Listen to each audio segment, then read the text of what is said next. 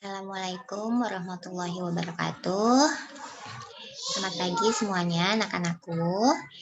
Kita sekarang melanjutkan pelajaran sebelumnya ya. Pelajaran sebelumnya kita sudah sampai pada pengenalan simbol-simbol bahan kimia yang ada di laboratorium. Nah, sekarang kita lanjutkan pada pemisahan campuran. Jadi kemarin kan kita sudah belajar mengenai apa itu campuran ya. Campuran itu adalah dua atau lebih zat yang dicampurkan dengan perbandingan yang sembarang ya. Nah, di sini ada beberapa teknik pemisahan campuran. Yang pertama yaitu adalah destilasi. Sebentar ya, saya bikin ininya dulu. Yang pertama adalah teknik destilasi. Destilasi ini, proses pemisahan campuran ini adalah proses pemisahan dua buah cairan yang dicampurkan ya. Jadi dua buah cairan yang dicampurkan dengan konsep memiliki perbedaan titik didih ya. Perbedaan titik didih.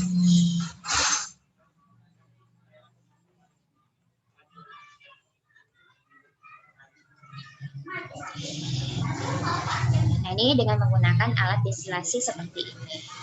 Contohnya misalkan campuran antara air dengan alkohol ya, campuran antara air dengan alkohol. Kalian tahu ya bahwa alkohol itu zat yang mudah menguap. Zat yang mudah menguap. Jadi alkohol itu memiliki titik didih yang lebih rendah dibandingkan dengan air. Jadi alkohol itu titik didihnya sekitar 78 derajat Celcius, sedangkan air titik didihnya adalah sekitar 100 derajat Celcius. Nah, jadi ketika campuran air dan alkohol mau dipisahkan dengan proses destilasi, ini pada labu destilasi di sini dipanaskan, kemudian diatur suhunya. Di sini ada termometer untuk mengukur suhu. Saat suhunya mendekati 78 derajat Celcius, ya sekitar 78 derajat Celcius, alkohol itu mulai menguap. Alkoholnya mulai menguap. Nah, nanti uapnya akan mengalir ke sini.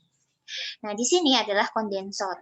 Kondensor itu adalah tempat air sama masuk sama keluar ya. Jadi di sini di kondensor ini adalah tercipta suasana dingin ya. Jadi ketika gas uap dari alkohol itu masuk ke kondensor, gasnya itu akan berubah menjadi cairan. Akhirnya dia terpisah antara alkohol dengan air. Nah, itu adalah proses destilasi ya. Oke. Kemudian yang kedua itu adalah proses ekstraksi dengan corong pisah. Corong pisah kalian tahu kan ya, kemarin pengenalan alat-alat lab. Corong pisah ini untuk memisahkan dua buah cairan yang tidak saling bercampur. Memisahkan dua buah cairan yang tidak saling bercampur.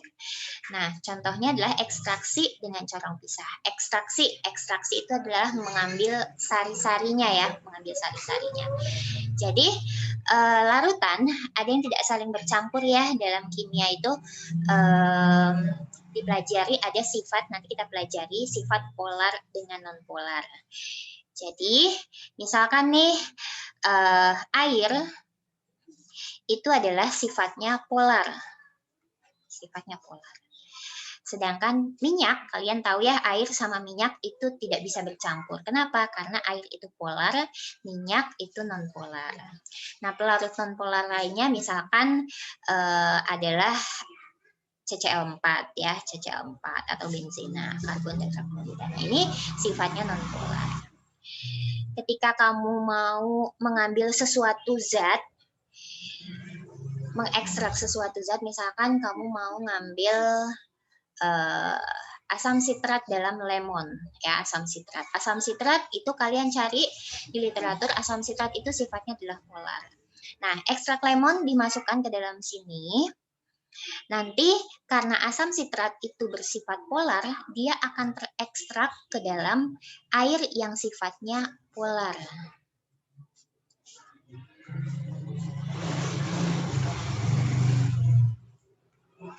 Jadi polar pelarutan itu sifatnya yang mirip ya, like dissolve like. Jadi yang sifatnya sama. Jadi nanti asam sitrat akan terekstrak di dalam air. Nah, kemudian ini corong pisahnya nanti ditutup sebelum ditaruh ke sini, diguncang-guncangkan itu supaya asam sitratnya terekstrak ke dalam air. Jika sudah nanti ditaruh di sini, kemudian dia akan memisah antara pelarut polar dengan non polarnya. Nanti dibuka saja kerannya di sini, dipisahkan sampai batas pemisah ini ya. Jadi didapatkan asam sitrat berada di dalam air yang sifatnya polar. Itu konsep pemisahan dengan corong pisah. Oke, selanjutnya ya. Yang berikutnya adalah filtrasi. Jadi kalau proses filtrasi itu disebutnya adalah penyaringan ya. Filtrasi disebut penyaringan. Nah, penyaringan ini berarti memisahkan antara campuran padatan dengan cairan ya, padatan dengan cairan menggunakan kertas saring.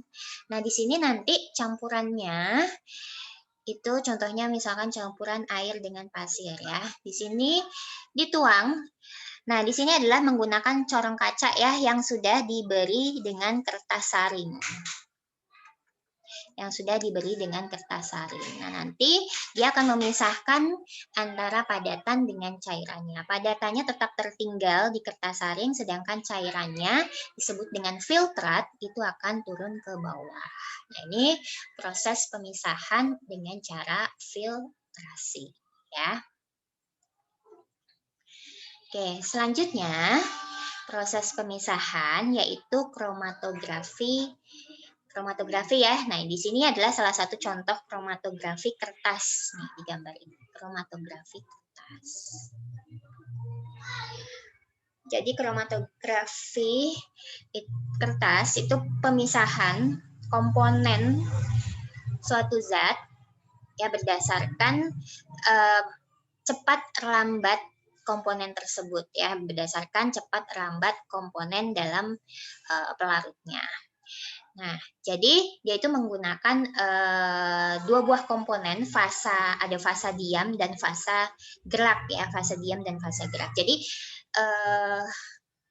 pemisahan ini berdasarkan komponen fasa diam dan fasa geraknya. Nah, di sini contohnya kalian mungkin SMP sudah ada yang pernah melakukan percobaan.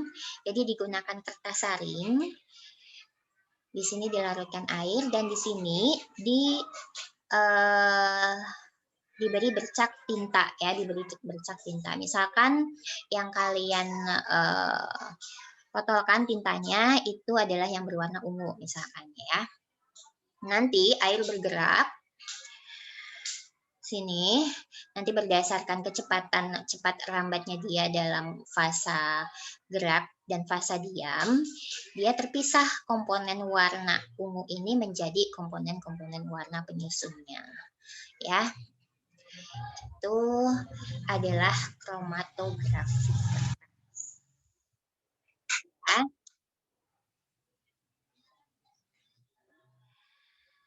Selanjutnya adalah sublimasi, menyublim ya, menyublim. Jadi contoh dari pemisahan campuran dengan sublimasi adalah pemisahan antara kapur barus dengan pasir.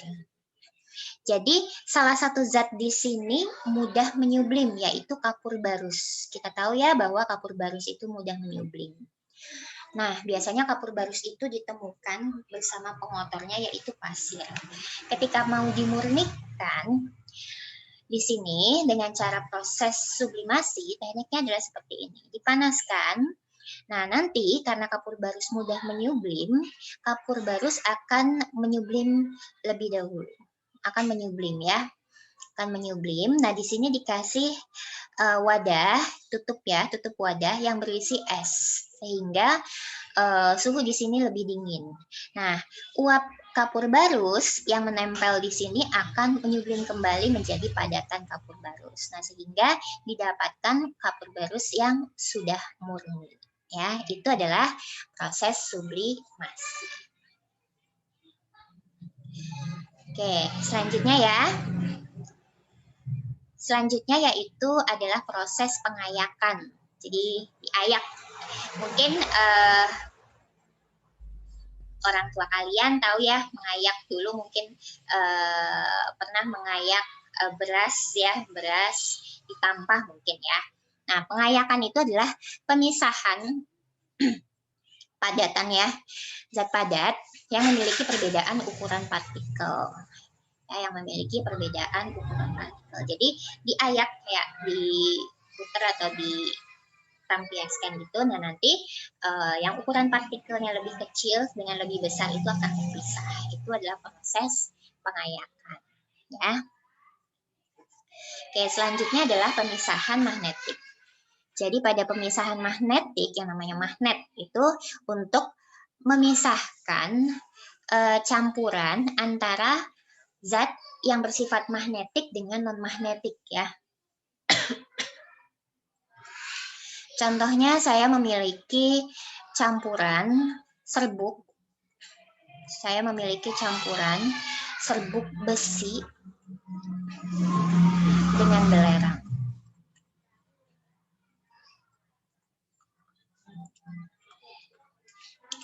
Nah, kita ketahui bersama bahwa besi itu bersifat logam dan dia bisa ditarik oleh magnet ya.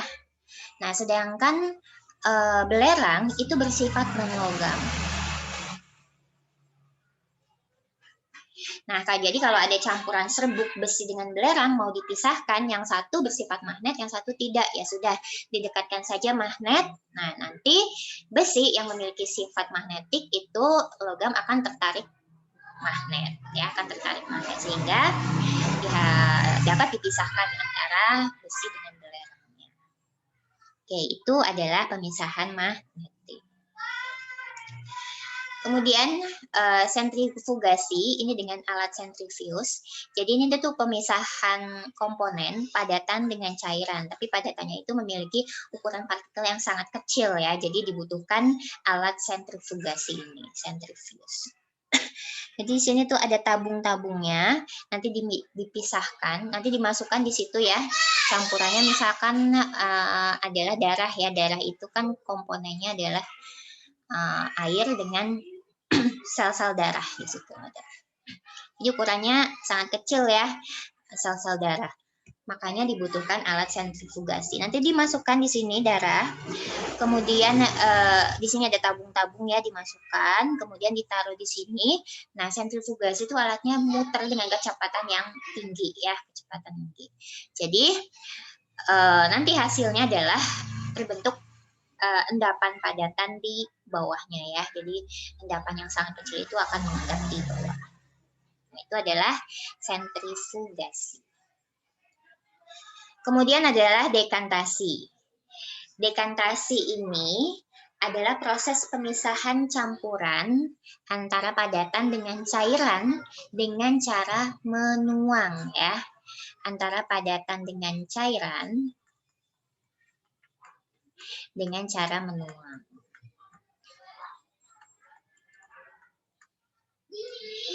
Jadi contohnya misalkan saya buat kopi hitam yang ada padatan di bawahnya, endapan di bawahnya ya, endapan kopi. Nah, di situ kalau mau saya pisahkan antara cairan kopinya sama ampas kopi yang ada di bawah, saya tuang pelan-pelan. Saya tuang pelan-pelan, nanti cairannya akan terpisah dari padatan. Nah, itu adalah dengan cara dekantasi. Kemudian yaitu adalah kristalisasi. Ini mungkin kalian juga sudah tahu ya, kristalisasi. Kristalisasi contohnya adalah pada pembuatan garam. Jadi garam, pembuatan garam ya, dia dengan sinar matahari, airnya menguap ya, airnya menguap nanti dihasilkan kristal-kristal garam. Nah, itu adalah beberapa teknik pemisahan campuran. Oke, kita lanjutkan yang berikutnya ya. Oke, saya bab ini materi ini sampai sini dulu. Saya akhiri. Assalamualaikum warahmatullahi wabarakatuh.